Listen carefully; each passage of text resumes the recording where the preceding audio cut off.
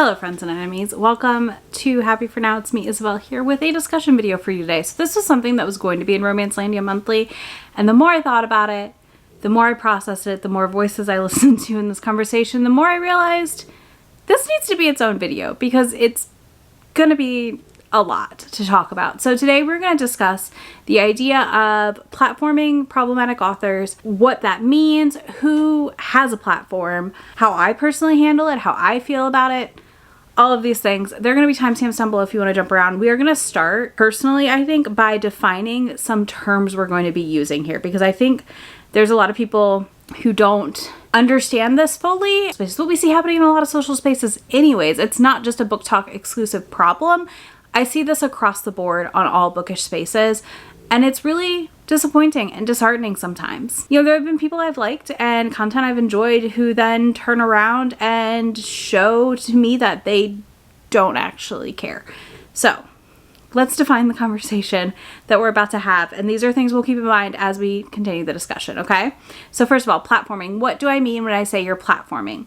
Anyone who has a social media presence, and I'm gonna say, we're gonna exclude those of you who maybe are on Goodreads and friends with booktubers and you maybe post star ratings. Your friends and family are there with you. You're not necessarily on a public social media platform talking about an author.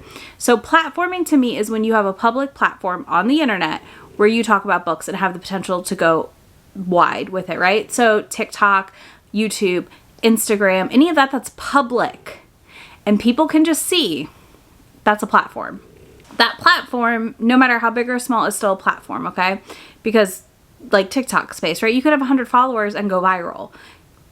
It happens all the time to people. So that's where I feel like you can't judge it off of size either. So that's what I mean by platforms.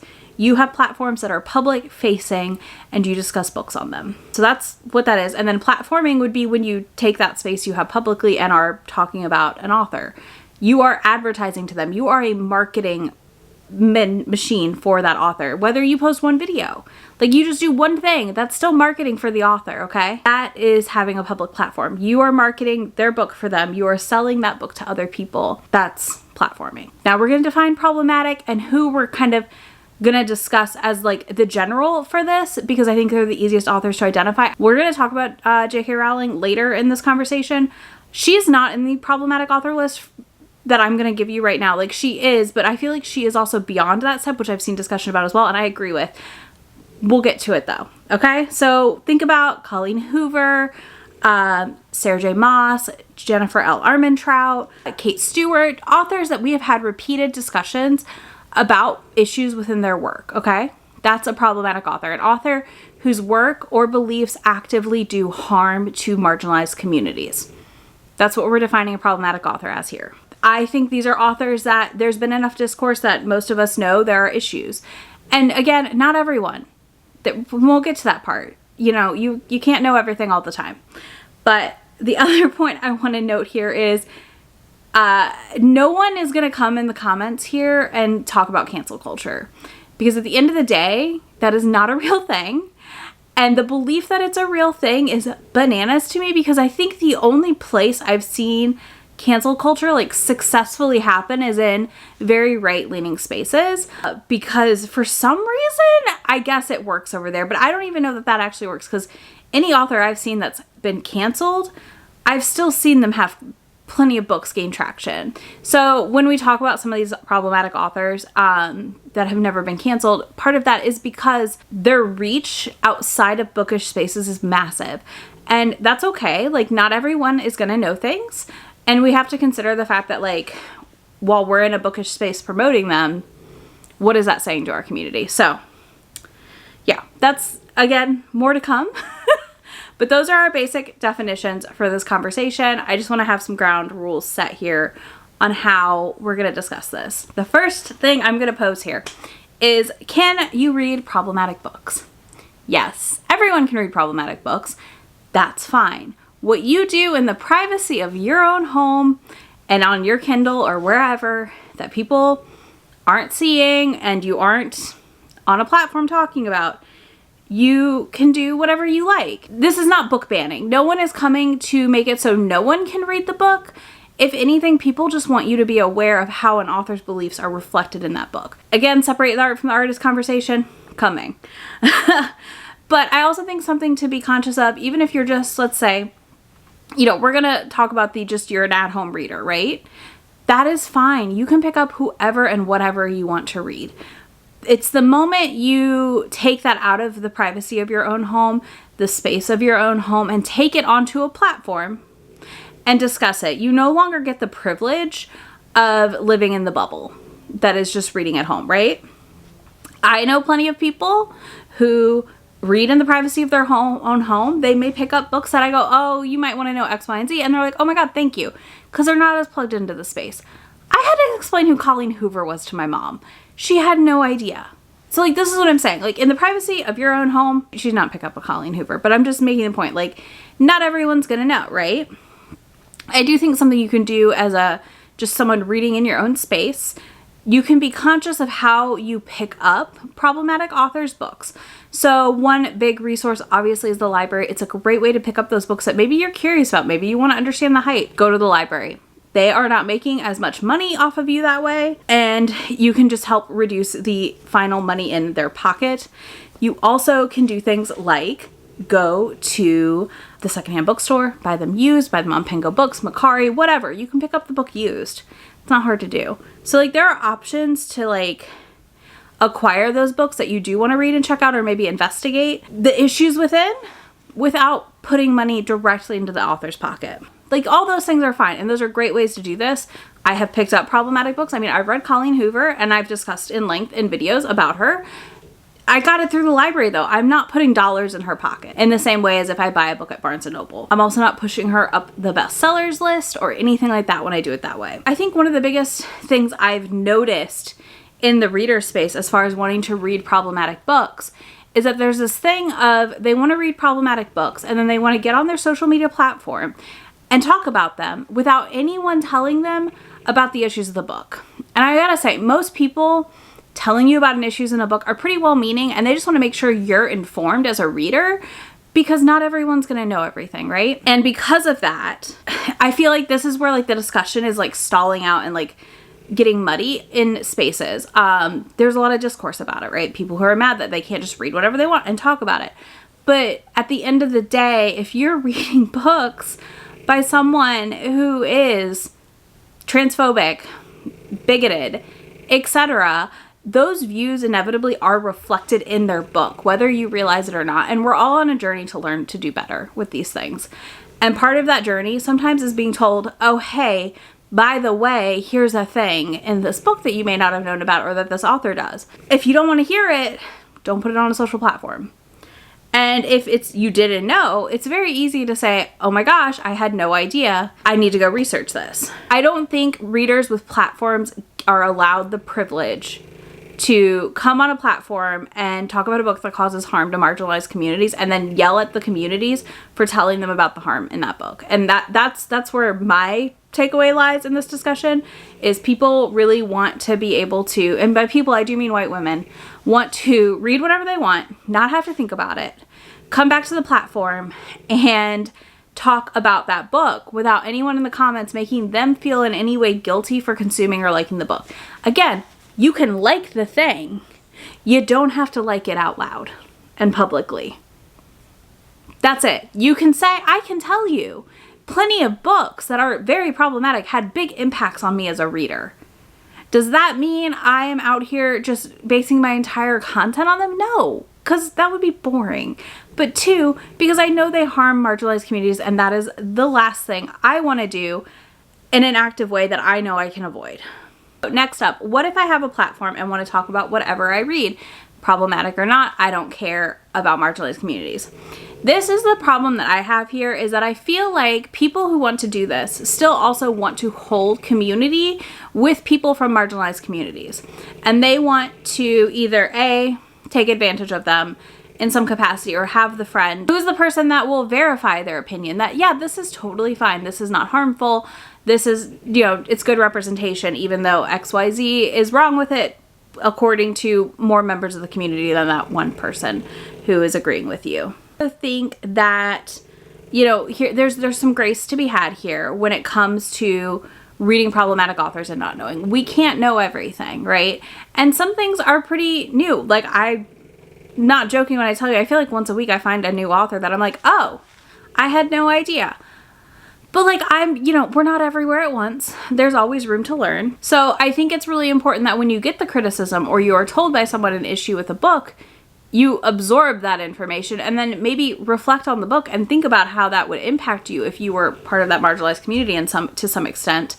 And I think, you know, it's valid to misstep multiple times with this, but I don't think you can misstep multiple times with very well-known authors. If it is an author that has been everywhere and all over the place and as a known problem, and people are telling you this, and you keep talking about that same author, like, that's when I'm going to question things, you know? That's when I think people start to look at you and wonder, is the thing you posted on Instagram in support of XYZ marginalized group real and accurate? I feel like when you misstep with the same popular authors constantly, that there's enough information about that literally typing their name in is going to bring it up. On Google, typing their name in on Twitter, on TikTok, you will find a video in like 2 seconds. Like, you will find something about them being an issue, is when I draw the line of like, you just don't care, right? You want, again, to hold community with these marginalized groups and talk about whatever you read and don't care about the harm done. You want to pick up the book, enjoy it. Maybe you briefly mention in a content warning about a thing in it. But beyond that, you don't do shit. You know, like, I think that's when there's a red flag for me, at the very least, as a reader and as a viewer, is when I notice that you're not even trying. And I don't think it's valid to say, I read this and these are the issues every time you talk about the book and say why you still loved it, because at the end of the day, you're still giving it a platform and marketing. Now, I think, like, there's exceptions. You know, I did the Goodreads project. I had to read 3 Colleen Hoovers, but like, that we went into knowing, I repeatedly told everyone, like, I don't like Colleen Hoover, I'm not giving her money, this is how I'm doing this. But that's like a different kind of thing than just like, oh, here's my wrap up and I read these 3 popular but also very problematic and known problematic books, and I'm gonna love on them for this whole time and or give you the criticism of them. I think taking accountability is part of this as well, and I often think people take the attack of a book that they enjoyed having problems as a personal attack on them. And I gotta say, your personality's gotta be more than the books you love. I sure hope so, but if not, you need to look into that maybe. And what I wanna say is that when you create content, no matter how big or small your channel is or your platform is, you are creating a community, whether you like it or not. That is how this works. And you are creating a space for people who like your content, who want to watch your content, to be. And if you want to hold community with more people than not, making sure you minimize harm to marginalized groups is really like a very small ask. At the end of the day, when it comes down to the state of the world right now, I also think, you know, it's weird to want to hold community with them while also harming them. I just don't understand this part. Now, another question that I know is going to come up is, does this mean I have to always know when an author is problematic? And this, again, no. No one expects perfection. And if they do, I don't know what to tell them, because no one's perfect. That's not a thing. That's unattainable. Perfection's kind of it's a whole mess of a thing we're not going to dive into right now. But I think, you know, it's not hard to find this information, especially if you do a quick Google search. I keep a list. I have a list. That's how I keep track. I have a list. You know, I just don't think it's hard to do a quick search before you pick up a new author, to look at the Goodreads reviews, to look around to see what you can find. And I think it's okay to go back and say, hey, I didn't know this thing about this book that I liked or that I read, and now I do, and I'm going to share it with you. You know, I just don't think it's that hard. And I think it's easy to be accountable when people tell you these things and go, oh my gosh, I am sorry, I didn't know XYZ, and I'm, you know, gonna go like adjust my review and whatever, so that way I'm not promoting the author. Like, it's pretty straightforward. And, you know, I think at the end of the day, no one is gonna think you're a bad person for reading a problematic author a couple times, like a couple different ones, not the same one repeatedly, but like for not knowing. But like, yeah, people are going to judge you when it's Sarah J Maas, when it's Coho, when it's JLA. Like, that info's out there big time. And if you're missing it, I don't know what to tell you. Okay, the other thing I keep seeing is I just want to read and not think about it and enjoy my books. I just want to read and not think about it / enjoy my books as a sentiment I see a lot.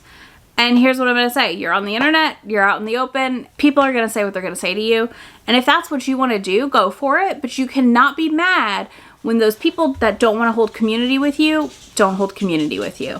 When those people don't want anything to do with you. I think it also like really centers heavily on this weird individualist take of like, well, the fact that I liked this book means more than the harm it has done to this community that is much bigger than me as one single person. And I also think it erases a lot of empathy building that we need as a culture, as a community, to connect to each other when you erase a harm being done. And at the end of the day, I truly think this entire statement hinges on the fact that people, specifically white women, are mad they can't talk about a book without someone telling them that this book had a problem. And honestly, I don't get it. I don't get it because I just don't, this is just something that I don't connect with personally. You know, and that they basically can't talk about this book guilt-free because they know they're going to get comments about it. And they know they're going to get criticism about it. But, you know, again, I think at the end of the day, like, if a lot of us wanted bigger channels, we wouldn't speak up about this stuff because this doesn't grow you. This doesn't give you the attention you get if you just ignore everything and read whatever and talk about whatever and don't care. Because then all the Trump voting white women feel safe in your comments. And you know, I'm not the place for that. And I don't want to be the place for that personally.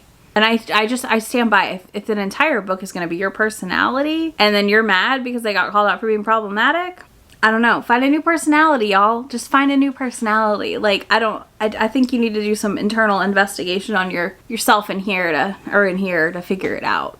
Okay. One of the other big arguments is separating the art from the artist. I see this often, and I firmly do not believe you can separate the art from the artist. Period, end of story, alive or dead, it does not matter. Because at the end of the day, those beliefs are reflected in that text, whether you know it or not, but it's there.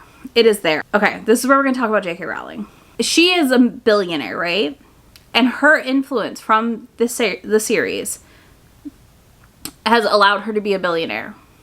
She has been allowed to make all this money. She spends her money to lobby and to make changes that hurt trans people over and over and over again. She's also rewritten what certain things in the Harry Potter series mean via her tweets all the time. She will tweet, you know, that, well, X, Y, and Z was actually this, not this, like you guys thought. Like the Death Eaters. Like we all were like, oh, this is like Nazis. No.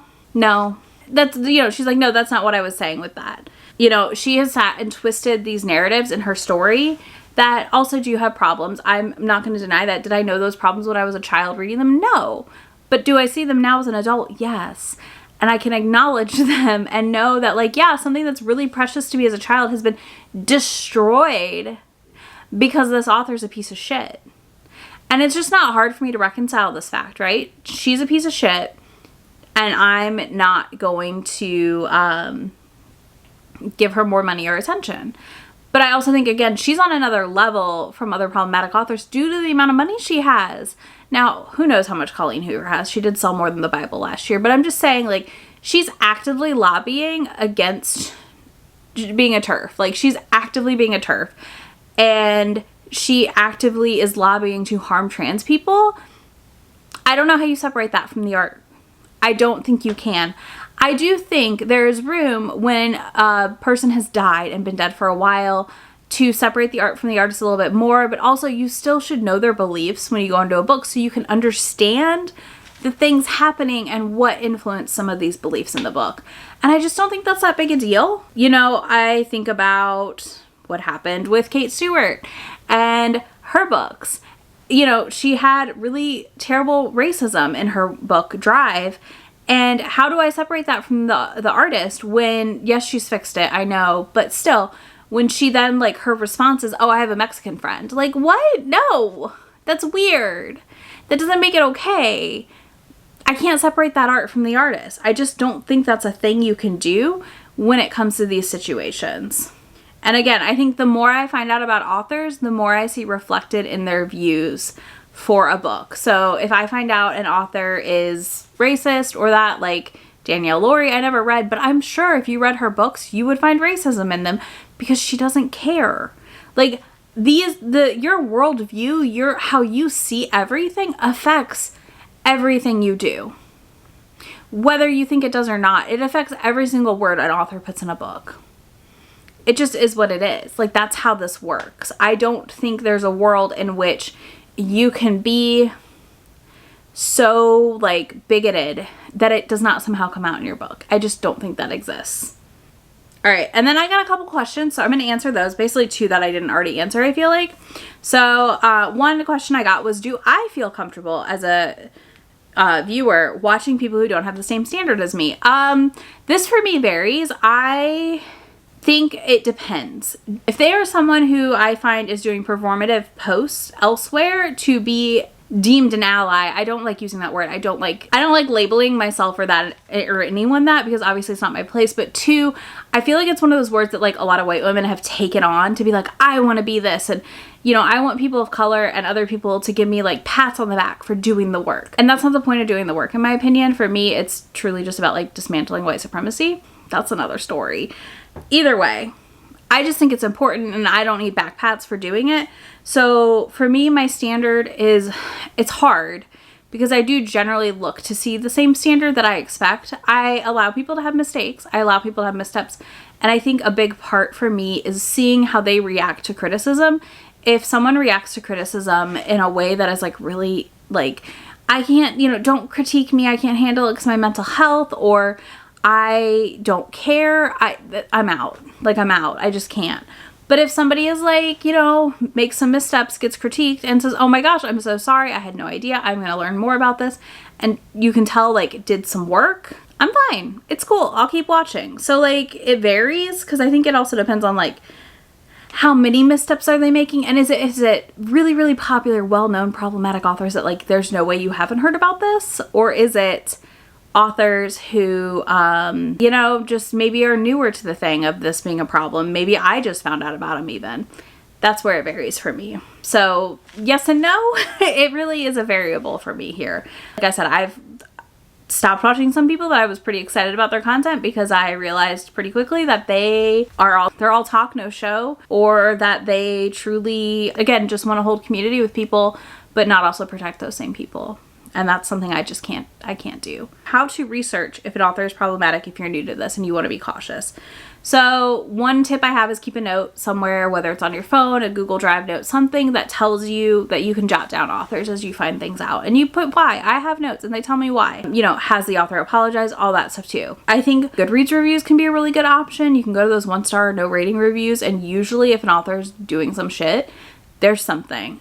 And also, honestly, type their name in on Google or TikTok or Twitter or Instagram. Maybe, I don't think Instagram's as easy to search, but an easily searchable social platform, or Google is a really great option. I think it's pretty straightforward to do that and see what comes up. You know, you may not find anything, and that's okay. You know, I do feel as though there are more authors to read than time in the world. I think all of us, there's more books to read in the world than there isn't at the end of the day that don't feature problematic things. So, you know, you just take them off your TBR. It's fine. Or don't. Do what you want. You know, it's your choice. But I might be judging you a little bit if you got a platform. All right, let's move on to my final thoughts. This video is going to be a mess, but it's fine. Okay, for me personally, I believe that if you have a platform and you want to curate a space that's safe for everyone, you have to be an engaged reader and you have to be willing to stand with what you say on other spaces. So this again, you know, that I'm going to post a black square in 2020, or the, you know, only gave a shit through like maybe some of 2020 to 2021-ish and then just vanished. Like, no. That doesn't work for me. If you want to tell people that you support them in a marginalized community and your book selections continue to just reflect books that do harm to that community, I just think that's weird and it doesn't make sense to me. Again, I do think it's okay to make mistakes. I think we all are going to make mistakes. No one is going to be perfect. That is an absolutely unrealistic expectation. But I think it's all in how you move forward and reflect on that mistake, or finding a thing out and how you react to it. It says a lot more about you than, let's say, how you just ignore it every time or continue to pick up authors with little to no care about any issue. Then at the end of the day, I just don't think you can value fictional words and fictional places and books over real people and real hurt people. Because to me, that's just that they're not equal, and I don't really get making them equal. Or thinking that as a white woman, you have the privilege to stand there and talk about whatever you want without any criticism, because it just doesn't math for me. So that's where I'm at right now. I do have one last parting question for y'all, which is, I want to know what you think. What do you think about these discussions happening? Do you have an opinion on this? How do you feel about people who maybe do get critiqued and asked to, told things about a problematic book or author and continue to read them or promote them? Like, what do you think about this discussion? Yeah. That's all I've got. I'll have some links to some great discussions from Book Talk that I saw around this that are great places to start your education on deconstructing around this idea, and also just some other resources for you down below. And I don't think I'll have any other links for you, but yeah, that'll be it. I will talk to y'all again in a few days. Bye. Come with me. I'm not really asking. We'll get away to a place where we don't know. About to see the world in action, what we can be, life with no distractions. We'll get away, this is what we wait